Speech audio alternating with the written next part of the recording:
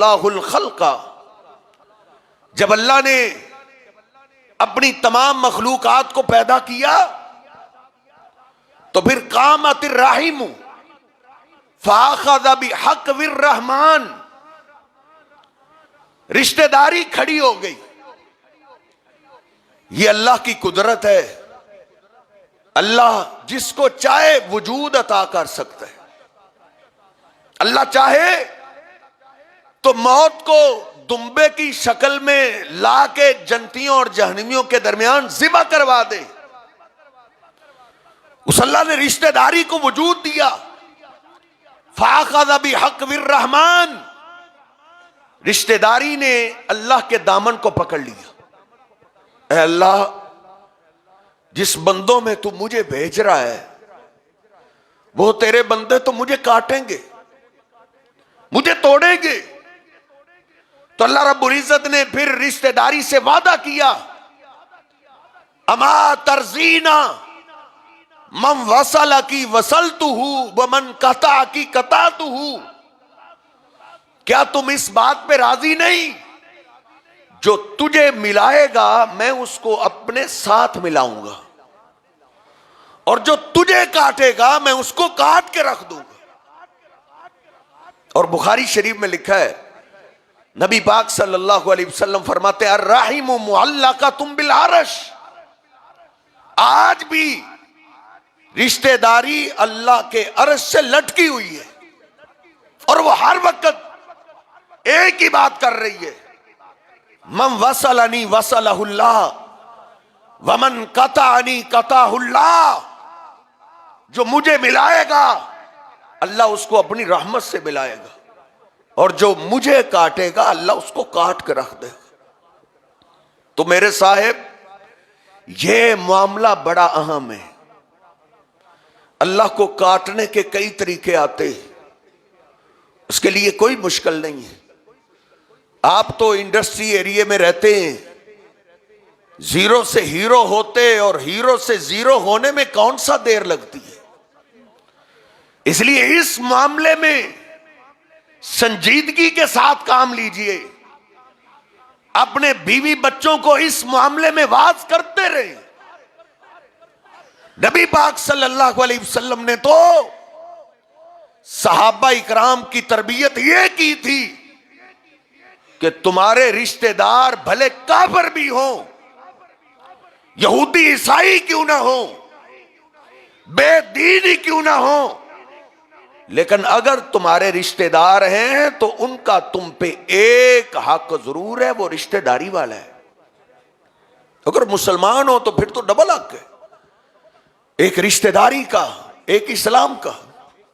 لیکن کافر بھی ہو پھر بھی رشتہ داری توڑنے کی، رشتہ داروں کو تکلیف دینے کی اسلام اجازت نہیں دیتا۔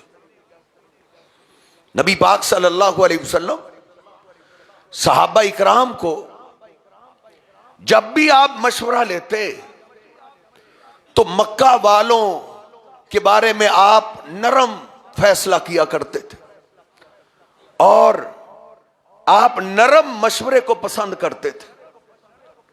کئی صحابہ اکرام اس پہ بات کرتے تھے، اللہ کے حبیب ہمیں چھوڑو، انہوں نے آپ کے ساتھ کیا سلوک کیا ہے، کیسے کیسے انہوں نے آپ پہ پتھر مارے، آپ کی بیٹیوں تک کو تکلیفیں دی، آپ کو آپ کے آبائی علاقے سے نکال دیا گیا۔ اللہ کے حبیب آپ پھر بھی ان کے بارے میں نرم فیصلہ کرتے۔ آپ میری طرف توجہ کریں، میں آپ کی طرف دیکھ رہا ہوں۔ نبی پاک صلی اللہ علیہ وسلم نے، صحابہ کہتے ہیں، ایک دن آپ نے مسجد میں سارے صحابہ کو جمع کیا، فقال لهم جہارا، اور آپ نے اونچی آواز سے واز کرتے ہوئے فرمایا، او میرے صحابہ، ان ولی اللہ وصالح المومنین، اس دل میں اگر پیار ہے تو اللہ کا پیار ہے یا ایمان والوں کا پیار ہے۔ اس دل میں کافر کے لیے، مشرک کے لیے، یہودی کے لیے، عیسائی کے لیے کوئی نرمی نہیں ہے۔ ہاں جو مکہ والوں سے میں نرم سلوک کرتا ہوں، انہم آل ابی، وہ میرے باپ کے خاندان والے ہیں، باپ کی رشتہ داری کی وجہ سے میں ان سے نرم سلوک رکھتا ہوں۔ میرے صاحب، میں اور آپ دائیں بائیں دیکھیں، ہمارے رشتہ دار تو مسلمان ہیں، ہمارے رشتہ دار تو اسلام والے ہیں، ان کے تو ہم پہ ڈبل حق ہے، لیکن نبی پاک صلی اللہ علیہ وسلم تو کافر رشتہ داروں کے بارے میں بھی اچھا سلوک کا واز کر رہے ہیں۔ سیدنا عمر فاروق کہتے ہیں، بازار میں ایک جبہ آیا، قمیض آئی بڑی خوبصورت، میں اور اللہ کے محبوب پیغمبر علیہ السلام بازار میں سے گزرے، آپ کی بھی نگاہ اس قمیض پہ پڑی تو آپ نے فرمایا، عمر، اس طرح کی قمیض وہ پہنتا ہے جس کا آخرت میں کوئی حصہ نہیں ہوتا۔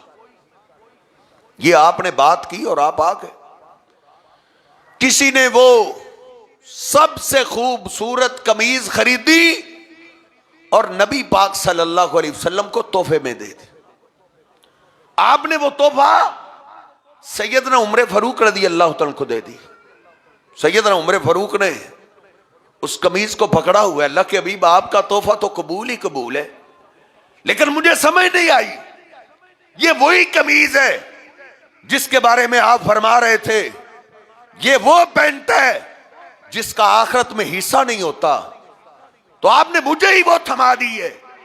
آپ نے فرمایا، عمر، میں نے کون سا اس لیے دی ہے کہ آپ خود پہن لیں۔ عمر فاروق کا بیٹا عبداللہ بیان کرتا ہے، کہتے ہیں میرے بابا نے وہ قمیض اپنے کافر بھائی کو تحفے میں عطا کر دی تھی۔ کافر کہاں رہتا ہے؟ مدینے میں نہیں، مکہ میں رہتا ہے۔ ایک بندے کو تیار کیا کہ جاؤ مکہ میں فلاں میرا بھائی رہتا ہے، اس کو جا کے کہنا کہ آپ کے بھائی عمر نے آپ کو تحفہ دیا ہے۔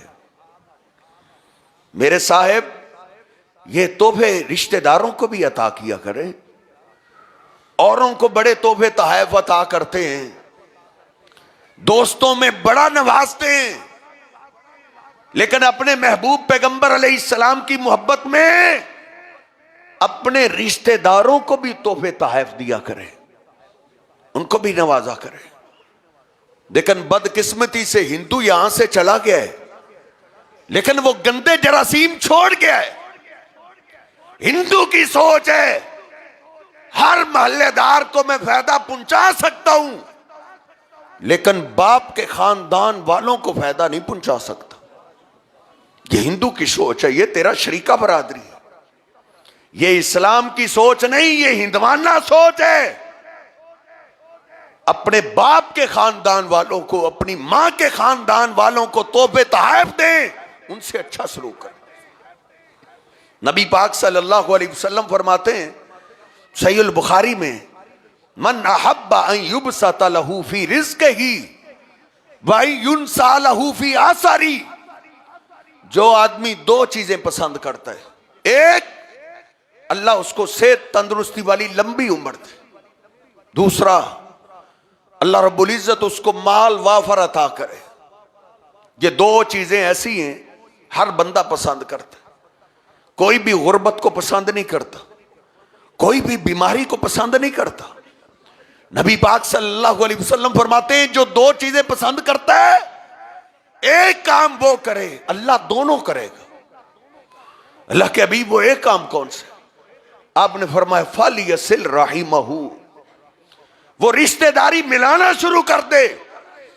رشتہ داری ملانے سے اللہ بیماریاں بھی ختم کر دے گا، اللہ غربتیں بھی ختم کر دے گا۔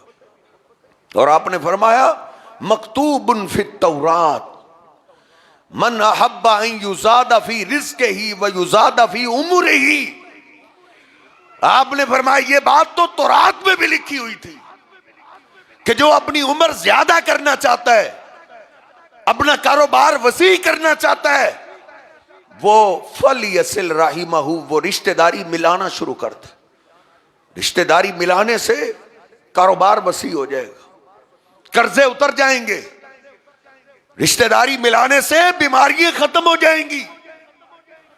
اور آپ نے پھر اس کی وضاحت کی، آپ نے فرمایا لیس الواصل بالمکافی، رشتہ داری ملانا یہ نہیں ہے کہ جو آپ سے رشتہ داری ملا رہا ہے آپ اس سے ملائیں۔ ہمارے ہاں تو خیر یہی چلتا ہے، جی کو جی ہے، جو مجھ سے سلام لے گا قاری صاحب میں اس سے سلام لے لوں گا، جو مجھ سے ایک دفعہ سلام نہیں لینا چاہتا میں 10 دفعہ نہیں لینا چاہتا، میں کون سا اس سے لے کے کھاتا ہوں، ہمیں تو بڑی باتیں آتی ہیں۔ لیکن نبی پاک صلی اللہ علیہ وسلم نے فرمایا اس کو میں رشتہ داری ملانا کہتا ہی نہیں۔ ہو سکتا ہے آپ اس کو بھی رشتہ داری ملانا کہیں، لیکن جس رشتہ داری ملانے سے بیماریاں ختم ہوتی ہیں، غربتیں ختم ہوتی ہیں، وہ یہ نہیں ہے۔ صحابہ نے عرض کی اللہ کے حبیب وہ رشتہ داری ملانا کیسے؟ آپ نے فرمایا اذا قطعت وصلھا، جب آپ کا رشتہ دار آپ سے تعلق کاٹنے میں لگا رہے آپ جوڑنے میں لگے رہے۔ وہ آپ کو کہہ رہا ہے تیرا میرا مرنا